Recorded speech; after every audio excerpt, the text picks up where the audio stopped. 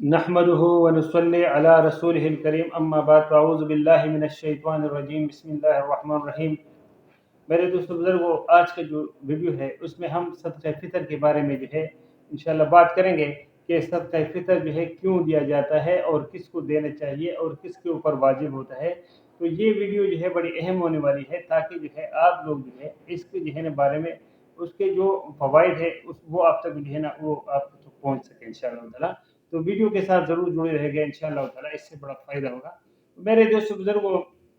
عید الفطر جو ہم مناتے ہیں یہ اللہ تبارک و تعالیٰ کا وہ نعمت ہے کہ جس کو ہم شکرانے کے طور پر جو ہے نا ہم جو ہے نا اس کو مناتے ہیں کہ اللہ تبارک و تعالیٰ نے عظیم الشان کتاب یعنی قرآن حکیم کی نزول جو ہے وہ رمضان المبارک کے مہینے میں جو ہے نا اس کو جو ہے نا نازل فرمایا تھا۔ تو یہ جو ہم روزے رکھتے ہیں وہ بھی اس کے شکر کے لیے رکھتے ہیں اللہ کے ہاں کہ جو ہے نا اللہ نے اتنی عظیم کتاب جو انسانوں کی اور مسلمانوں کی رہنمائی کے لیے نازل فرمائی تھی، تا قیامت آنے والے تمام انسان جو ہے نا اس سے مستفید ہو سکیں گے اگر وہ قرآن شریف کو جو ہے نا پڑھ کے اور اس کو سمجھ کے اور اس کے اوپر عمل کریں گے تو ان کی دنیا کی زندگی بھی سنورے گی اور آخرت بھی انشاءاللہ تعالیٰ۔ اللہ تبارک و تعالیٰ قرآن حکیم کے اوپر جو انہوں نے عمل کیا ہوگا انشاءاللہ وہ آخرت بھی ان کے جو ہے نا وہ سرخرو ہوگا۔ تو میرے دوست بزرگوں، رمضان مبارک جو ہے نا یہ آخری مراحل ہیں اور اس میں جو ہے نا ایک عمل ہوتا ہے جس کو فطرہ کہتے ہیں، فطرانہ بھی کہتے ہیں، فطرہ بھی کہتے ہیں، صدقہ فطر بھی کہتے ہیں۔ تو یہ جو ہے نا یہ جو ہم جو ہے نا ہم جو ادا کرتے ہیں یہ کیوں ادا کرتے ہیں، یہ جو ہے نا اور کس کے اوپر یہ جو ہے نا واجب ہوتا ہے اور یہ کس کو دینا چاہیے۔ تو میرے دوست بزرگوں، یہ ہم اس لیے ادا کرتے ہیں کہ چونکہ ہم لوگ مخلوق ہیں اور ہم نے اپنے خالق کی عبادت کی ہے تو اس جو ہم نے رمضان کے روزے رکھے ہیں یا جو عبادات کی ہے تو اس میں لازمی جو ہے وہ کمی بیشی ہو جاتی ہے اور اس میں ہم سے منکرات ہو جاتے ہیں اور لغویات ہو جاتے ہیں اور لہو و لعب ہو جاتے ہیں۔ تو اس کو اللہ تبارک و تعالیٰ اس صدقہ فطر کی جو ہے نا برکت سے وہ کوتاہیوں کو اور ان کمی بیشیوں کو اللہ پورا فرما لیتے ہیں۔ یہ اللہ تبارک و تعالیٰ کا اس امت کے اوپر احسان عظیم ہے۔ حضور اقدس صلی اللہ علیہ وسلم کے ختم نبوت کے صدقے اس امت کے اوپر اللہ نے بڑا کرم کیا ہے اور بہت چھوٹے سے اعمال کے بدلے میں اللہ جو ہے نا بڑے بڑے ثواب اور بڑے بڑے جو ہے نا معاملات ان کے جو ہے نا وہ پورا فرماتے ہیں۔ یہ اللہ تبارک و تعالیٰ کا محض ہمارے اوپر احسان ہے۔ اب جو ہے نا یہ صدقہ فطر جو ہے یہ جو ہم دیتے ہیں وہ جو رمضان المبارک میں جو ہم سے کوتاہیاں کو وہ اس کے بارے میں ہے، لیکن یہ جو ہے نا کس کے اوپر واجب ہے تو علماء کرام نے فرمایا ہے اور شریعت میں ہے کہ 5 چیزیں جن کے پاس ہو ان کے اوپر جو ہے نا صدقہ فطر واجب ہو جاتا ہے۔ یہ جو ہے نا یہ بالغ کے اوپر بھی ہے اور نابالغ، جو عید الفطر کی نماز سے پہلے پیدا ہو جائے تو اس بچے تک کے اوپر جو ہے نا صدقہ فطر واجب ہو جاتا ہے۔ اب میں آگے آپ کو تفصیل بتا دوں کہ کون اس کو ادا کرے گی کس طریقے سے، لیکن جو ہے یہ 5 جو چیزیں ہیں جن کے پاس ہو، نمبر 1 جن کے پاس مال تجارت ہو، وہ خواہ کچھ مال کی صورت میں ہو، کچھ سامان کی صورت میں ہو، یا پلاٹ کی صورت میں ہو، یا جو ہے نا وہ گھر کی صورت میں ہو، یا زیورات کی صورت میں ہو، یا جس شکل میں بھی ہو، لیکن اگر انسان کا جو ہے نا یہ ارادہ ہو کہ اس کو میں نے مال تجارت جو ہے نا وہ میں نے مال تجارت کے لیے خریدا، اس کو میں بیچوں گا، تو اس کے اوپر صدقہ فطر واجب ہو جاتا ہے۔ اور صدقہ فطر جن کے اوپر واجب ہو جاتا ہے ان کے اوپر جو ہے قربانی بھی، عید الاضحیٰ کی قربانی بھی واجب ہو جاتی ہے۔ یہ بات یاد رکھیے میرے دوستوں بزرگوں۔ تو میرے دوستوں بزرگوں، دوسرا جو ہے جن کے پاس سونا ہو اور سونے کی مقدار جو ہے نا وہ اتنی ہو کہ جو ہے نا جو 52.5 تولہ چاندی کے برابر ہو اور ان کے پاس 1 روپیہ بھی اگر نقد ہے تو ان کے اوپر جو ہے صدقہ فطر واجب ہو جاتا ہے۔ اگر صرف سونا ہے اور اس کے پاس 1 روپیہ بھی نہیں ہے تو اس کا پھر نصاب الگ ہے، لیکن جو ہے آج کل جو ہے جو نصاب ہے وہ یہ ہے کہ جن کے پاس 52.5 تولہ چاندی کی قیمت کے برابر جو ہے اگر سونا ہے اور اس کے پاس 1 روپیہ بھی جیب میں ہے، جو عموماً ہوتا ہے اگر 5-10 روپے بھی ہو تب بھی وہ صدقہ فطر ان کے پروایوں اس نے دینا ہے۔ اور تیسرے نمبر پر جن کے پاس 52.5 تولہ چاندی ہو تو ان کے اوپر جو ہے یا اس کی قیمت جو ہے نا ہو ان کے اوپر جو ہے صدقہ فطر جو ہے وہ واجب ہو جاتا ہے۔ اور چوتھے نمبر پر جن کے پاس 52.5 تولہ چاندی کے برابر نقد رقم ہو تو جو ان کے اوپر بھی جو ہے وہ جو ہے نا اگر باقی چیزیں سونا اور چاندی اور یا مال تجارت نہ ہو، لیکن اتنے پیسے ہوں کہ جو 52.5 تولے چاندی کی قیمت کے برابر ہو جائے، تو ان کے اوپر بھی جو ہے نا وہ صدقہ فطر واجب ہو جاتا ہے۔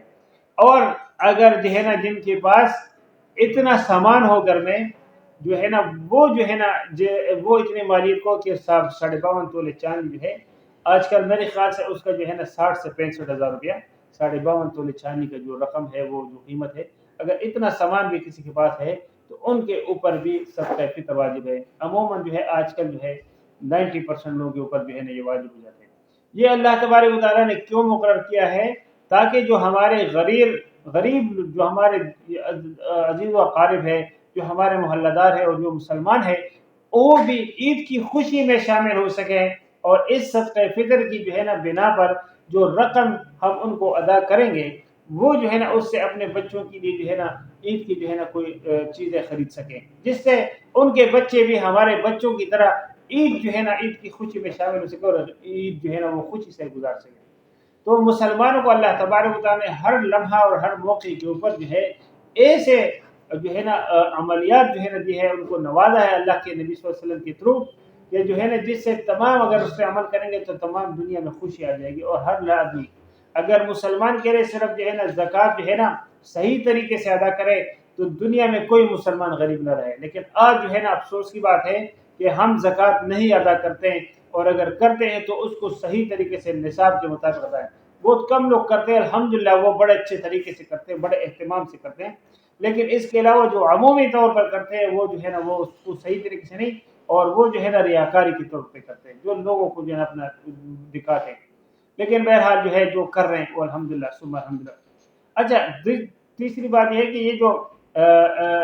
صدقہ فطر ہے، یہ عید الفطر کی نماز سے پہلے جو ہے نا یہ صدقہ فطر کہلائے گا، ادروائز اس کے بعد جو ہے نا جو ہوگا وہ عام صدقے کے برابر ہوگا۔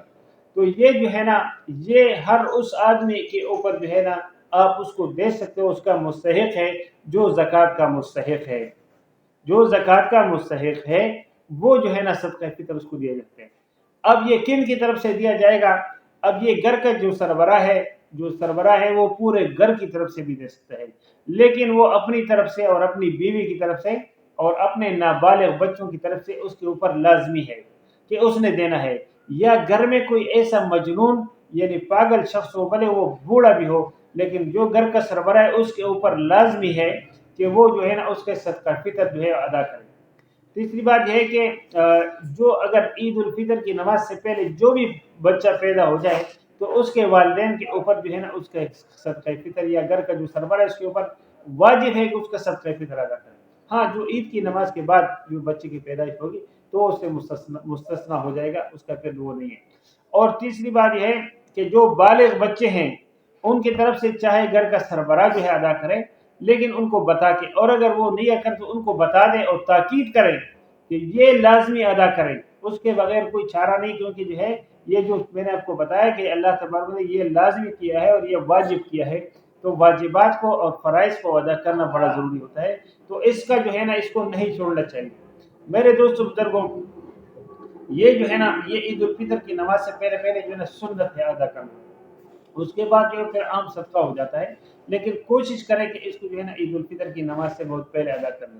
اور غریب اور غربا کو جو ہے نا یہ بڑی خوشی سے اور ان کو اپنی خوشیوں میں ضرور شامل کریں، اپنے اقربا کو، اپنے عزیز و اقارب کو، اپنے بہن بھائیوں کو جو غریب ہیں، اور ان کو آپ کو اللہ نے جو ہے نا توفیق دی، اللہ کا شکر ادا کریں۔ لئن شکرتم لازیدنکم ولئن کفرتم ان عذابی لشدید۔ اللہ تبارک و تعالیٰ فرماتے ہیں کہ میری نعمتوں کا جتنا آپ شکر ادا کرو گے میں اتنے اپنی نعمتیں آپ کے اوپر مزید جو ہے نا بڑھاؤں گا، اس کو اور آپ کو دوں گا، عطا کروں گا۔ اور لیکن اگر آپ لوگ کفران نعمت کرو گے تو اللہ کہہ رہے کہ میرا عذاب جو بڑا شدید ہے۔ تو میرے دوستو بزرگو، اللہ نے ہمیں موقع دیا ہے کہ ہمیں یہ رمضان نصیب کیا ہے۔ کتنے ہمارے یار دوست، ہمارے عزیز و اقارب، ہمارے محلہ دار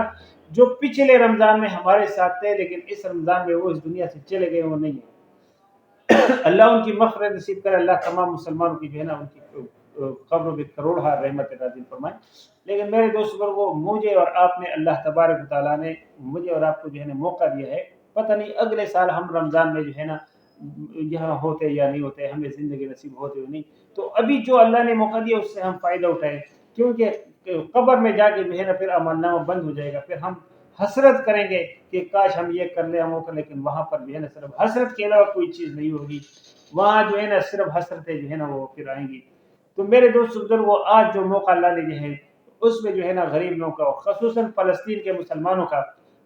مسلمانوں کا بول ہمارے اوپر جو ہے نا این فرض ہے کہ ہم ان کی مدد کریں جس طریقے سے بھی ہو سکے، ممکن ہو سکے ہم کی،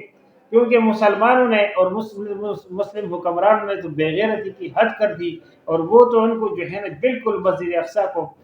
اقصی جو ہے مسلمانوں کا قبلہ اول ہے، اور جس طرح حرمین شریفین کا ہمارے اوپر جو ہے نا فرض ہے اس کی حفاظت، اس طرح مسجد اقصی کا بھی فرض ہے، اور تمام مسلمانوں کا جو ہے نا حفاظت ایک ایک مسلمان کے اوپر فرض ہے،